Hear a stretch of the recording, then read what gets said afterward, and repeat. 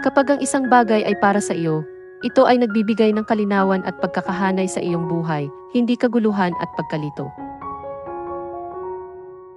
Kapag ang isang bagay ay para sa iyo, hindi ito itatakbo o itatago o iiwas na maging iyo, wala kang kailangang habulin ng anuman o sinuman. Kapag ang isang bagay ay para sa iyo, hindi mo mararamdaman na kailangan mong magmakaawa, kumbinsihin o pilitin, maging magaan ang mga bagay, makatotohanan at ligtas. Kapag ang isang bagay ay para sa iyo, ito ay hindi magtatanong o pipintasan ang halaga mo. Sa halip, ito ay magpapaalala sa iyo kung gaano ka karapat-dapat at minamahal. Ito ay nararamdaman na mabuti at nakapapanatag, hindi toksik at nakasisira.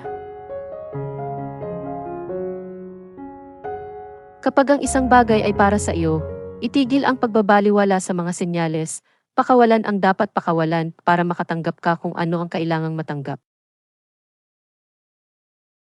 Thank you for watching. Please subscribe.